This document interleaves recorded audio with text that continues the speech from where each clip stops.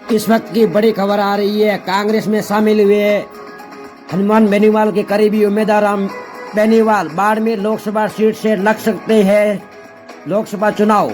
आपको बता दें, राष्ट्रीय लोकतांत्रिक पार्टी के नेता और हनुमान बेनीवाल के करीबी माने जाने वाले उम्मीदवार राम बेनीवाल शनिवार को कांग्रेस में शामिल हो गए। आज आपको बता दें, कांग्रेस से बाड़मेर जैसलमेर लोकसभा चुनाव लड़ सकते हैं उम्मीदवार राम बेनीवाल। जयपुर में कांग्रेस मुख्यालय पर आयोजित प्रेस कॉन्फ्रेंस में कांग्रेस प्रदेशाध्यक्ष गोविंद सिंह डोटासरा, बायतू विधायक हरी चौधरी, पूर्व विधायक हेमाराम चौधरी ने उम्मीदवार राम का स्वागत किया।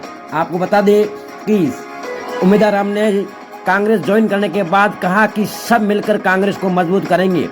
कांग्रेस में शामिल होने के बाद उम्मीदवार राम ने कहा कि बाड़मेर जिले की जनता की भावनाओं को देखते हुए मैंने यह फैसला लिया है। हमारे परिवार की विचारधारा हमेशा कांग्रेस की रही है, लेकिन आज की परिस्थितियों को देखकर किसान विरोधी ताकतों से लड़ने के लिए कांग्रेस में शामिल हुआ हूं।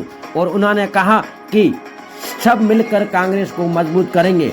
आपको बता दें कौन है उम्मीदवार राम बेनीवाल, जो आज पीसीसी मुख्यालय जयपुर पहुंचे हैं, जहां कांग्रेस में हुए हैं शामिल। आपको बता दें, उम्मीदवार राम बेनीवाल राष्ट्रीय लोकतांत्रिक आरएलपी का प्रमुख चेहरों से माने जाने वाले हैं। खास तौर पर सीमावर्ती जिले बाड़मेर में आरएलपी को मजबूत करने में उनकी बड़ी अहम भूमिका रही है। उम्मीदवार राम ने 2 बार विधानसभा चुनाव लड़ा है। हालांकि वह दोनों ही बार हार गई है, लेकिन उन्होंने अपने प्रतिनिधियों को कड़ी टक्कर दी थी। 2018 के विधानसभा चुनाव में वो कांग्रेस के हरी चौधरी से मात्र 13,803 वोटों से हारे थे, लेकिन 2023 में फिर उन्होंने कांग्रेस के हरी चौधरी को कड़ी टक्कर दी। इस चुनाव में चौधरी को 76,821 और उम्मीदवार राम को 75,911 वोट मिले थे और उम्मीदवार राम महज 910 वोट से हार गए थे। भाजपा प्रत्याशी तो यहाँ तीसरे नंबर पर ही चला गया था। लेकिन आपको बता दें कि आज के 2 नेता दिया हनुमान बेनीवाल को झटका। आरएलपी को बोला गुड बाय। आरएलपी का जनाधार खत्म करने के लिए कांग्रेस ने बनाया बड़ा प्लान। जानिए हनुमान बेनीवाल के साथ कौन कर रहा है खेल। आरएलपी नेता उम्मीदवार राम बेनीवाल कांग्रेस में शामिल हुए हैं। बोले हैं कार्यकर्ताओं की भावना व परिस्थितियों को देखने के लिए लिया है फैसला। लोकसभा टिकट मिलने की है संभावना। आपको बता दें, मारवाड़ में जोधपुर, नागौर और बाड़मेर की आरएलपी की राजधानी बताने वाले हनुमान बेनीवाल पार्टी के मजबूत स्तंभ एक एक कर साथ छोड़ रहे हैं हनुमान बेनीवाल का। बाड़मेर के उम्मीदवार बेनीवाल कांग्रेस में शामिल हो गए हैं, जबकि भोपालगढ़ के पूर्व विधायक पुखराज गर्ग भाजपा का दामन थाम लिया है। बारवाड़, जोधपुर, नागौर, बाड़मेर को आरएलपी की राजधानी बताने वाले हनुमान बेनीवाल को इस तरह से कांग्रेस में शामिल होना हनुमान बेनीवाल को बड़ा झटके का दौर है। आपको बता दें कि इसमें बेनीवाल कांग्रेस में शामिल हुए हैं। इसके लिए कांग्रेस की उनसे तमाम बातचीत हो चुकी है। टिकट को लेकर बेनीवाल किसी भी समय कांग्रेस का दुपट्टा पड़ने की हो रही थी पहले से चर्चा। आपको बता दें, हनुमान बेनीवाल के लिए लोकसभा चुनाव से पहले यह बड़ा झटका होगा। एक साथ तरफ 2 बेनीवाल का गठबंधन बीजेपी और कांग्रेस के साथ नहीं हो पा रहा है, तो दूसरी तरफ कांग्रेस के बड़े नेताओं पार्टी से छोड़ रहे हैं। आपको बता दें, राजस्थान पॉलिटिक्स की बात की जाए तो कांग्रेस नेतृत्व नशे में है। बीजेपी ज्वाइन करते ही बरसे है अलवर के पूर्व सांसद करण सिंह यादव। आपको बता दें, कांग्रेस से भी कई नेता है जो बीजेपी में लगातार हो रहे हैं। दल की उठापटक होनी जारी है। कांग्रेस की प्राथमिक सदस्यता इस्तीफा देने की 24 घंटे बाद अलवर के पूर्व सांसद करण सिंह यादव ने बीजेपी ज्वाइन कर दी है। इस दौरान उन्होंने कांग्रेस हाईकमान पर जमकर निशाना साधा है। आपको बता दें, उम्मीदवार राम बेनीवाल को बाड़मेर जैसलमेर लोकसभा से प्रत्याशी बनाए जाने की कांग्रेस में लाने से सबसे महत्वपूर्ण भूमिका रही है बायतू विधायक हरी चौधरी की। आपको बता दें, हनुमान बेनीवाल ने हरी चौधरी को पटकनी देने के लिए उम्मीदवार राम को उतारा था, जिन्होंने कड़ी टक्कर दी थी हरी चौधरी को पिछले विधानसभा चुनाव में। लेकिन अब बेनीवाल को कांग्रेस में लाने के लिए हरी चौधरी ने महत्वपूर्ण भूमिका निभाई है। उम्मीदवार राम बेनीवाल को कांग्रेस में लाकर हरी चौधरी ने हनुमान बेनीवाल की पार्टी से गठबंधन की आस को तोड़कर बेनीवाल को बड़ा झटका दे दिया है। अब पश्चिमी राजस्थान में बेनीवाल की पार्टी को कोई बड़ा चेहरा नहीं है। इतना ही नहीं, कांग्रेस अगर बेनीवाल को लोकसभा चुनाव में उतारेगी तो केंद्रीय मंत्री व भाजपा के प्रत्याशी कैलाश चौधरी को जीत के लिए काफी मशक्कत करनी पड़ रही है। इस शख्स ने विधानसभा चुनाव में भी हरी चौधरी के सामने लड़ा था चुनाव, जिसके बाद उनकी लोकप्रियता को देख हरी चौधरी रहे इस चुनाव में गेम चेंजर हो सकते हैं साबित। आपको बता दें विधानसभा से हरी चौधरी के सामने लड़ा था, जहां पर आरएलपी ने बीजेपी को तीसरे नंबर पर धकेल दिया था। इस बार तो उम्मीदवार बेनीवाल हरी चौधरी से महज 900 वोटों से ही हार गए थे। अब समीकरण बदल गए। आपको बता दें लोकसभा चुनाव के लिए राजनीतिक दलों ने तैयारियां तेज कर दी है। इसी के साथ नेताओं ने दल बदलने का सिलसिला भी लगातार जारी है। लेकिन क्या इस मरुस्थल की बाढ़ में जिसमें लोकसभा क्षेत्र में कौन मारेगा अब की बार बाजी, कौन किसको उठा पटक देगा? आपको बता दें इस बीच राजस्थान में कांग्रेस ने लोकसभा चुनाव से पहले शुरू के बाद बाड़मेर में मास्टर स्ट्रोक चल दिया है। कांग्रेस पार्टी ने राष्ट्रीय लोकतांत्रिक पार्टी के साथ गठबंधन की बजाय उम्मीदवार को अपने पाले में शामिल करने में कामयाब हो रही है। आपको बता दें बाड़मेर जाट लैंड के बायतू से राष्ट्रीय लोकतांत्रिक पार्टी के टिकट पर 2 बार विधानसभा चुनाव लड़ चुके हैं उम्मीदवार बेनीवाल ने आरएलपी के प्राथमिक सदस्यता से इस्तीफा दे दिया है।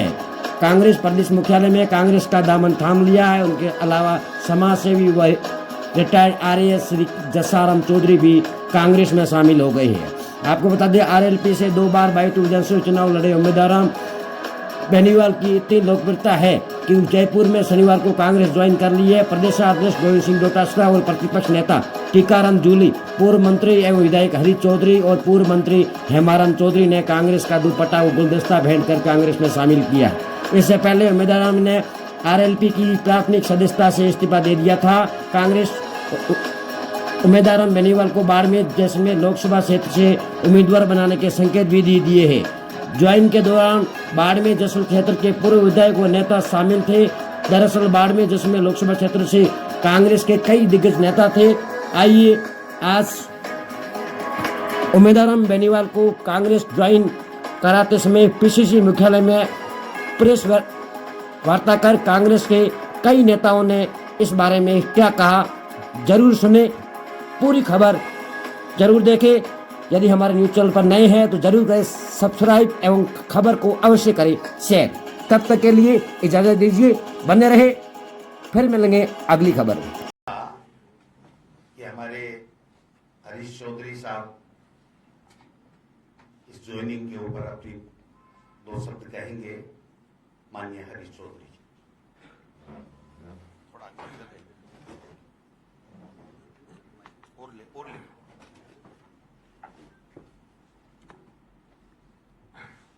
कांग्रेस परिवार में मैं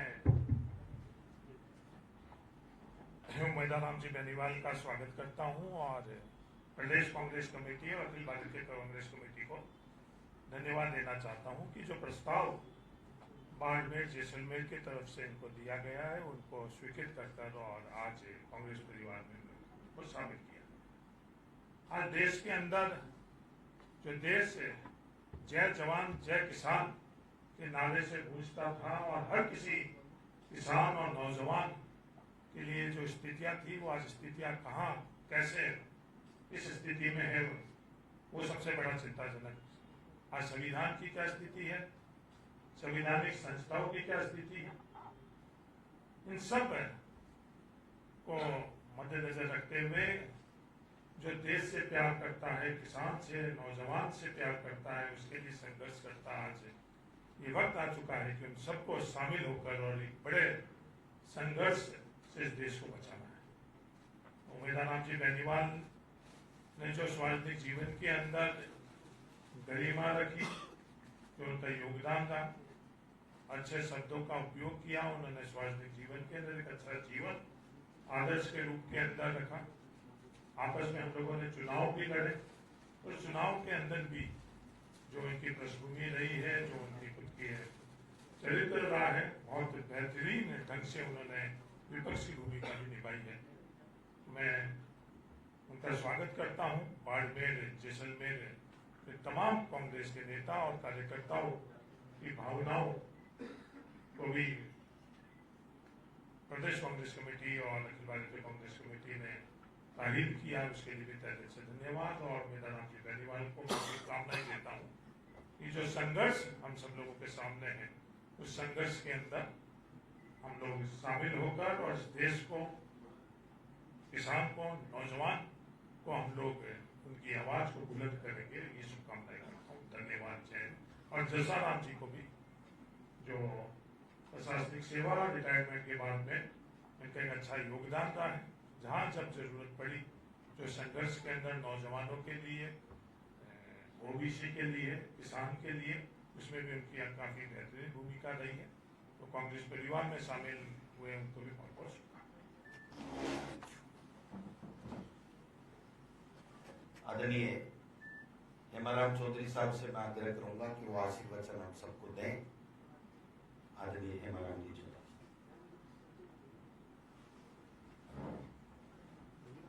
प्रदेश कांग्रेस कमेटी के अध्यक्ष गोविंद सिंह जी डोटासरा साहब,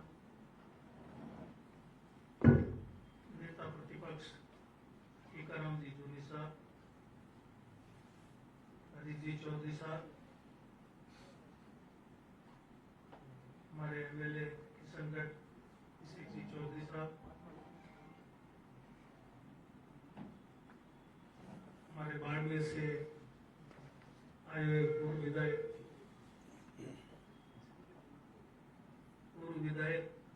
रूपाराम जी मेघवाल, पद्माराम जी पूर्व विधायक, जिला प्रमुख महेंद्र जी चौधरी, पूर्व जिला प्रमुख जैसलमेर अब्दुल्ला फकीर जी, पूर्व विधायक मदन प्रजापति जी,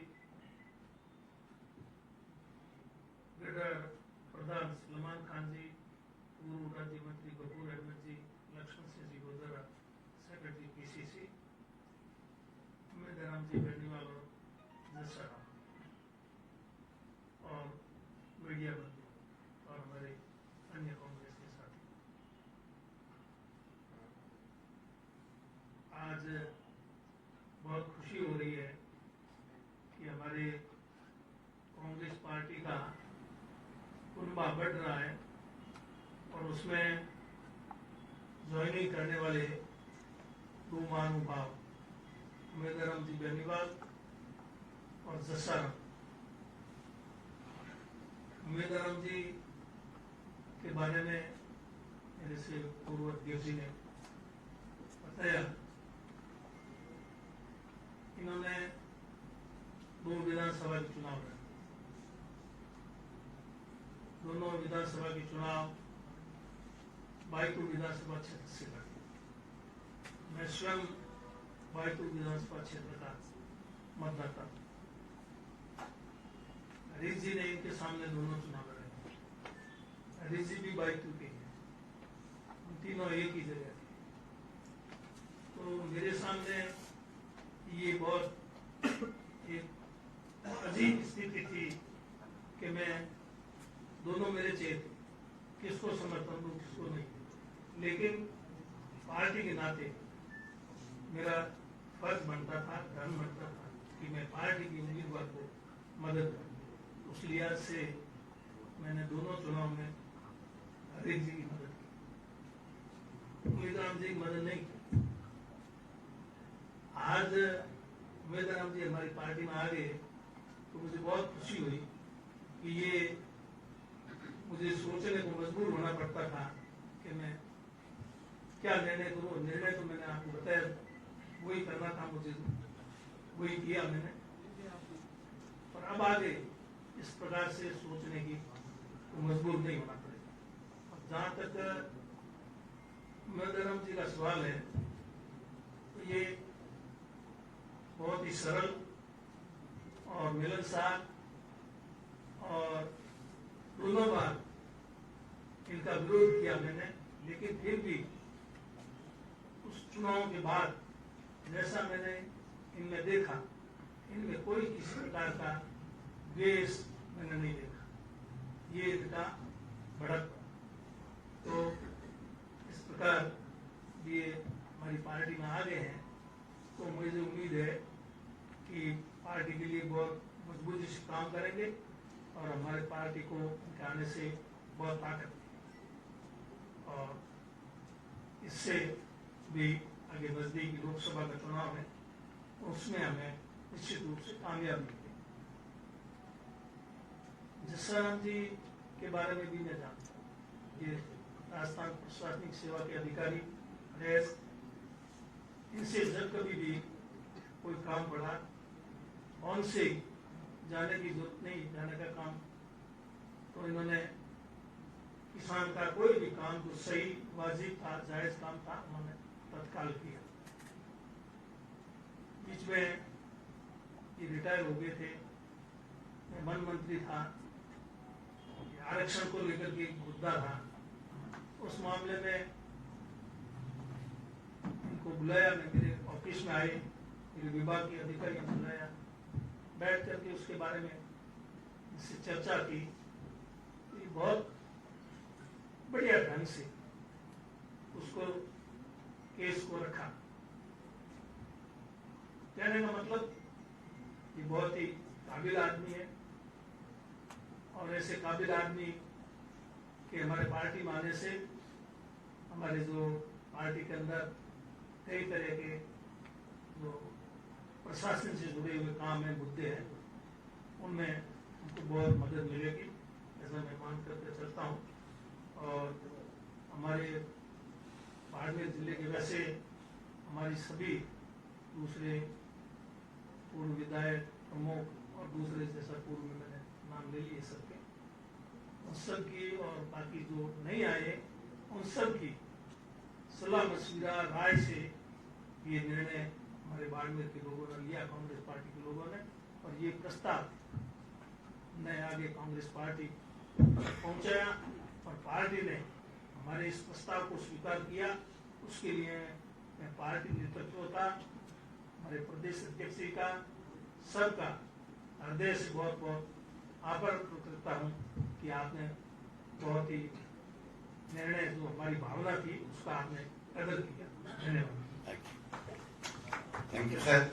मैं चाहूंगा कि हमारे बहुत ही होनहार किसान परिवार से आए हुए जो आज हमारी पार्टी में शामिल हुए हैं, उमेदराम जी बेनीवाल साहब से मैं आग्रह करूंगा कि वो अपनी ओर से 2 शब्द मीडिया के सामने रखें। सम्माननीय उमेदराम बेनीवाल। नमस्कार। आज प्रदेश अध्यक्ष जी श्रीमान प्रकाशा जी, टीकाराम जोड़ी जी और बाड़मेर से हमारे सबके आदर्श आदरणीय हेमाराम जी और उनके नेतृत्व में पूरी बाड़मेर की कांग्रेस की टीम, श्रीमान हरीश जी और पूर्व विधायक मदन जी, विकास जी, अब्दुल्ला जी, गफूर साहब, पूर्व विधायक पद्माराम जी, रूपाराम जी, गफूर साहब, प्रधान जिला प्रमुख साहब महेंद्र जी, शिव प्रमुख शिव प्रधान सलमान जी, महेंद्र जी, राजेंद्र भाई, लक्ष्मण जी, पूरी टीम जो बाड़मेर जिले से कांग्रेस के नेता और भाई जसाराम जी। आज मैंने मेरा निजी फैसला लिया और कार्यकर्ताओं की सलाह और विचार विमर्श करके बाड़मेर जिला की जनता की भावनाओं को देखते हुए मेरी स्वयं की मर्जी से ये फैसला लिया। और वैसे कांग्रेस परिवार से ही जुड़े थे शुरू से, चाहे जब से समझने लगे तब से हमारी विचारधारा कांग्रेस में थी। और जब 2018 में हनुमान जी ने जो आरएलपी पार्टी बनाई तो उनसे हमारा शुरू से ही लगाव था और आरएलपी पार्टी से मजबूती से चुनाव लड़ा। 2018 का, 2020 का पंचायती राज का चुनाव लड़ा, उसमें सफलता हासिल हुई और 2023 का विधानसभा चुनाव मजबूती से लड़ा, जहां उनके साथ रहा, बड़ी ईमानदारी से विश्वास के साथ में रहा। और अब वर्तमान स्थितियों को देखते हुए जो किसान विरोधी ताकतों के खिलाफ हमें एकजुट होकर लड़ना जरूरी था, इसलिए ये फैसला लिया। आदरणीय रंधावा जी और पूरी उनकी टीम, केंद्रीय नेतृत्व और स्टेट नेतृत्व सब में विश्वास रखते हुए पार्टी की रीति नीति की को ध्यान में रखते हुए पार्टी के साथ में आगे ईमानदारी से और साफ नेक नीति से साथ निभाऊंगा। पार्टी मजबूत हो हमारा जिला आगे बढ़े और बाड़मेर जिले की जो वर्तमान स्थिति में जो मांग है, आवश्यकता है, उनको कैसे हल किया जाए और बाड़मेर जिला हर दृष्टि से कैसे आगे बढ़े, चाहे शिक्षा के क्षेत्र में हो, चाहे उद्योग जगत के क्षेत्र में हो, चाहे बाड़मेर जैसलमेर के अंदर अभी बहुत सारी अपॉर्चुनिटी है, चाहे विंड, सोलर, क्रूड, उन सब सेक्टर के अंदर स्थानीय लोगों को रिफाइनरी सहित ज्यादा से ज्यादा लोगों की भागीदारी मिले और बाड़मेर जिला जो पिछले जिला की श्रेणी में आता था वो अग्रणी सबसे आगे कैसे हो और भारत का दुबई कहें तो कोई अतिशयोक्ति नहीं। उस क्षेत्र के अंदर हम सब मिलकर बाड़मेर जिले का विकास के लिए काम करेंगे, सब मिलकर एक टीम के रूप में विश्वास के साथ में काम करेंगे। धन्यवाद, आप सभी का बहुत बहुत आभार। थैंक यू मेदाराम जी, बेनीवाल साहब। और मैं चाहूंगा कि हमारे नागौर जिले के किसान परिवार में जन्मे और बहुत ही ईमानदारी से राजस्थान प्रशासनिक सेवा के माध्यम से लोगों की सेवा की है और अभी भी किसान कौम के लिए 3600 कौमों को साथ लेकर के जो काम कर रहे हैं, आदरणीय जस्साराम जी चौधरी साहब से निवेदन करूंगा कि वो भी अपनी बात रखें। जस्साराम। धन्यवाद अध्यक्ष महोदय, सम्मानित श्री गोविंद सिंह जी डोडासरा साहब, नेता प्रतिपक्ष टीकाराम जी न्यूली साहब, ज्ञान, अनुभव और बलिदान की प्रतिमूर्ति श्री हेमाराम जी चौधरी साहब,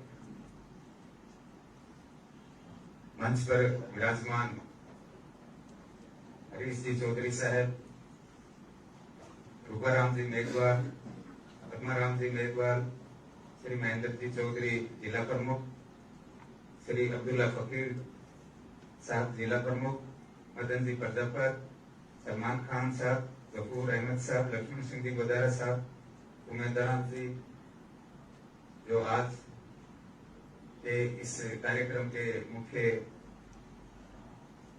आकर्षण है, और अन्य सभी विराजमान सभी मीडिया बंधु और कांग्रेस के कार्यकर्ता बंधुओं, मैं काफी समय से ये सोच रहा था कि शायद ये मेरे लिए सही समय होगा कि मैं कांग्रेस में सक्रिय रूप से, औपचारिक रूप से शामिल होकर के और अपना योगदान पार्टी के लिए दूं। जैसा प्रदेशाध्यक्ष महोदय ने बताया, मुझे सेवानिवृत्त हुए 6 साल हो गए।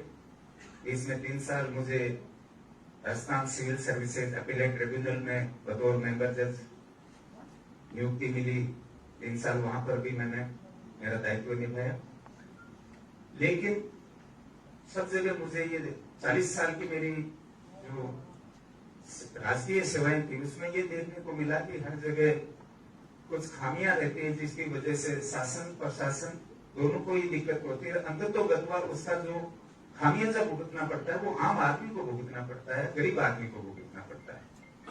तो उन खामियों को दूर करने के लिए पिछले 3-4 साल से मैं लगातार संघर्ष करता रहा हूं, और उस संघर्ष में यहाँ विराजमान इन तीनों विभूतियों को जो स्वयं एक सक्षम स्थिति में थे, हेमाराम जी चौधरी साहब, गोविंद सिंह जी डोडासरा साहब और हरीश जी चौधरी साहब, इनका मुझे पूरा सहयोग मिला, और इनके सहयोग से ही बहुत सारे जो कानून है उनमें संशोधन करवाए जा सके, जो प्रक्रियाएं निर्धारित है उसमें भी संशोधन करवाए जा सके, और ये सब बेरोजगारों के लिए और कर्मचारियों के हितों के लिए।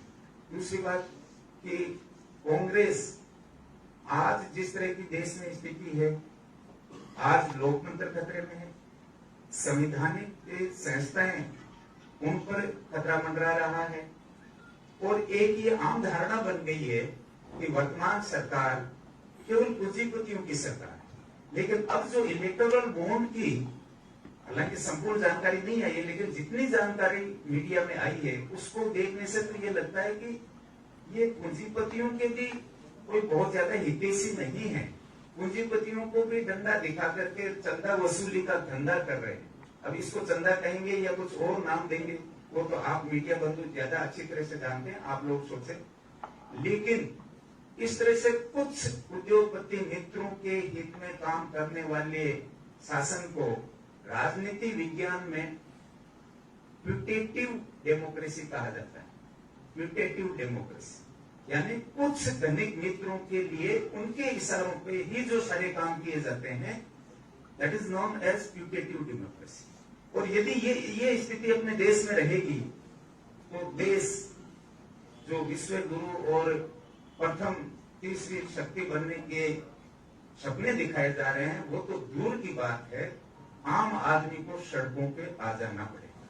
इन्हीं सभी स्थितियों को देख करके मैंने कांग्रेस में औपचारिक रूप से सदस्यता ग्रहण करने का निर्णय लिया और प्रदेशाध्यक्ष महोदय और सभी जो प्रदेश स्तर के नेतृत्व हैं उन्होंने मेरे इस रिक्वेस्ट को, मेरी आग्रह को स्वीकार किया। मैं आप सभी का आभारी हूँ, धन्यवाद। मेरे से जो भी सेवा हो सकेगी मैं पार्टी के लिए एक सामान्य कार्यकर्ता के रूप में निभाता रहूंगा। धन्यवाद। थैंक यू जयराम चौधरी साहब। अब आप पत्रकार मित्रों के कोई सवाल इस विषय से संबंधित हो तो आप पूछ सकते हैं। मेरा सवाल ये है कि ऐसी चर्चा है कि बाढ़ में जैसलमेर में पहले हमारा आम जी ने, फिर हरीश जी ने लोकसभा चुनाव लड़ने से मना कर दिया। तो इस कारण से उम्मीदवार आम जी को लाया जा रहा है, उनको कैंडिडेट बनाया जाएगा। इस बात में सच्चाई है? नहीं, कोई सच्चाई नहीं है। मेरा नाम आया इसलिए लोकसभा चुनाव लड़ने की मना की बात नहीं, मैंने विधानसभा के चुनाव उठा। मैं अब चुनाव खूब लड़ रही है, मैंने 8 चुनाव लड़ लिए विधानसभा, इसलिए मैंने कहा दूसरे लोगों को मौका दिया जाए। इसलिए आज से मैंने स्वयं चुनाव नहीं लड़ने का फैसला किया और दूसरों को मौका देने के लिए। ऐसा नहीं है कि मैं चुनाव मैंने 8 लड़े, 6 जीते हैं, 2 हारे। हार से लड़ते नहीं, जीत भी होती रहती है। जीत भी चुनाव लड़ते तो जीतते, पर अपना लड़ना ही नहीं। और अभी इस चुनाव में लड़ने की जहाँ तक बात आप कह रहे हो तो मना करने की कोई बात नहीं। ना हरीश जी ने कोई, हमने जयराम जी को तो पार्टी ने ज्वाइन नहीं दिया। चुनाव कौन लड़ेगा ये तो पार्टी नेतृत्व तय करेगा, ये आज थोड़ा ही तय हो रहा। आपका ये कहना लोकसभा से एक भी सीट नहीं आई है कांग्रेस की। आप जैसे वरिष्ठ नेता दूरी बनाएंगे, हरीश चौधरी जैसे वरिष्ठ नेता दूरी बनाएंगे तो कैसे? आपको क्या पता चला आज कोई टिकट बट लिए गया? मेरे भाई एडवांस मत चलो, देश के हालात खराब हैं, उसमें अगर मीडिया सच्चाई का साथ नहीं देगा तो कौन देगा, आप बताओ। इसलिए आपसे आग्रह है कि आज ये टिकट वितरण समारोह नहीं है, ये अपने मन से देश की वर्तमान परिस्थितियों को देखते हुए कांग्रेस पार्टी को मजबूत करने के लिए इन्होंने ज्वाइन किया है, कोई टिकट के लिए ज्वाइन नहीं किया। टिकट एक प्रक्रिया है और प्रक्रिया के तहत पार्टी आलाकमान तय करता है, वो अलग बात है। मैं भी जवाब दे देता हूँ। पत्रकार महोदय, प्रदेश कांग्रेस कमेटी, स्क्रीनिंग कमेटी और अखिल भारतीय कांग्रेस कमेटी के सामने मेरा बिल्कुल साफ स्टैंड था कि सिर्फ बाड़मेर जैसलमेर ही नहीं, किसी भी सीट से अगर पार्टी मुझे प्रत्याशी बनाएगी तो मैं चुनाव लड़ूंगा, ये मेरा स्टैंड था। आज भी स्टैंड है। तो हम हेमाराम जी कहीं दौड़ने वाले इंसान नहीं, किसी चीज से मजबूती से इन्होंने मुकाबला किया है और हरीश चौधरी भी दौड़ने वाला इंसान नहीं, मजबूती से परिवार के तौर पर कांग्रेस परिवार मजबूती से मुकाबला करेगा। कोई दौड़वाएंगे, दौड़ेंगे भी दौड़ाएंगे। हरीश जी, आप सीडब्ल्यूसी के मेंबर हैं और अध्यक्ष साहब भी बैठे हैं। अध्यक्ष साहब भी बार बार कहते हैं कि जिस तरीके से कांग्रेस से लोग जा रहे हैं, जिसको जाना है वो जाने दो। आप परिवार की मुखिया हैं, ईडी इनकम टैक्स की अगर व्यय दिखा करके आप क्यों नहीं प्रोटेक्ट कर पा रहे, क्यों उन लोगों का कॉन्फिडेंस नहीं बना पा रहे कि वो लोग रुके जो पहले से कांग्रेस से जुड़े हुए? कोई ऐसा इंजेक्शन बना दुनिया में देते ही उसका मोरल हाई हो जाता है? तो जिसका मोरल डाउन हो जाए, डर जाए, वो डर जाए, वो मर जाए, वो जाए चाहे रहे, कोई फर्क नहीं पड़ता जी। आप पर जब जिंदा जो होता है ना, कांग्रेस एकजुट हुई, जब कांग्रेस के नेताओं पर कार्रवाई हो रही है तो कांग्रेस खड़ी क्यों नहीं हो? कौन किस पे कार्रवाई हो, कौन खड़ा नहीं हो रहा है? हम तो सब साथ है। आप पे कार्रवाई हो तो भी हम तो साथ रहेंगे। हम तो प्रजातंत्र को बचा रहे हैं भाई, किसी के खिलाफ गलत कार्रवाई होगी सबके साथ है सर। चाहे हमारी पार्टी का हो या हम तो किरोड़ जी के साथ जो अन्याय कर रही है ना बीजेपी, उसमें भी विधानसभा में बोला है और बोलेंगे।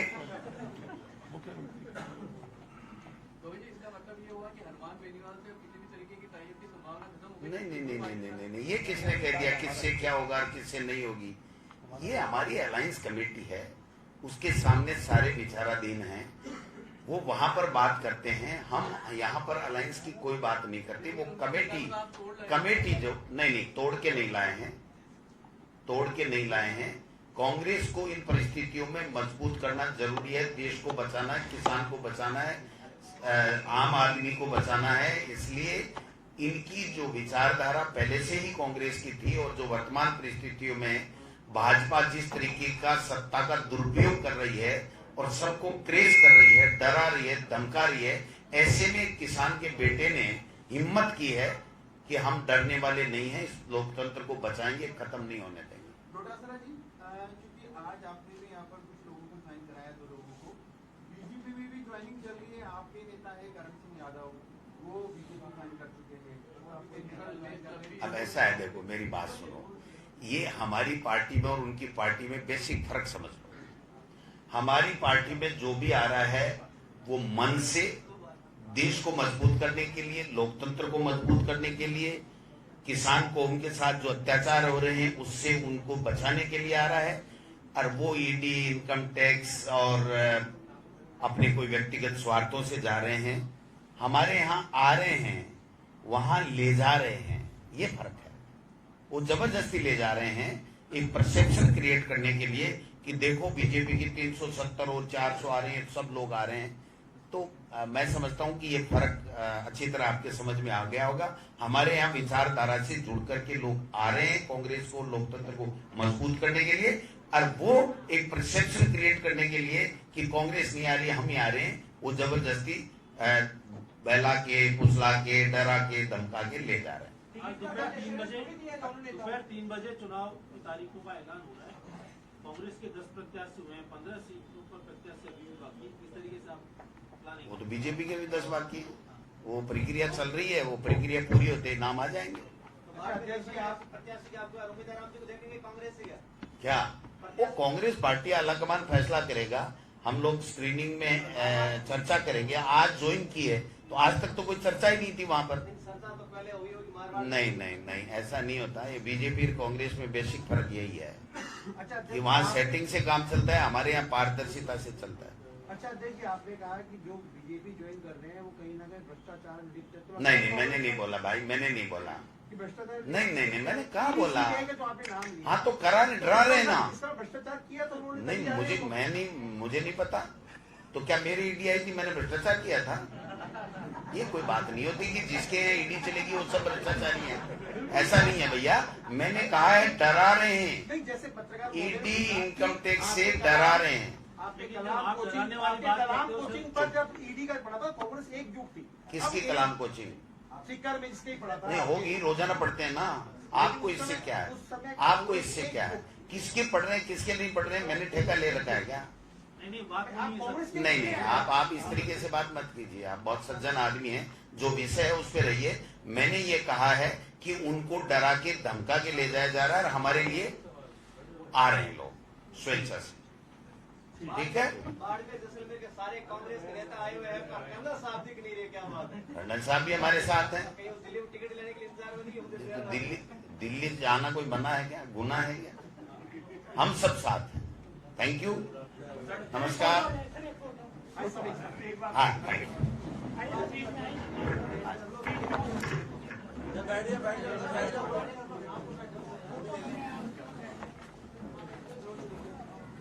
बैठ जाओ सर, थोड़ा सा साइड में थोड़ा जाओ,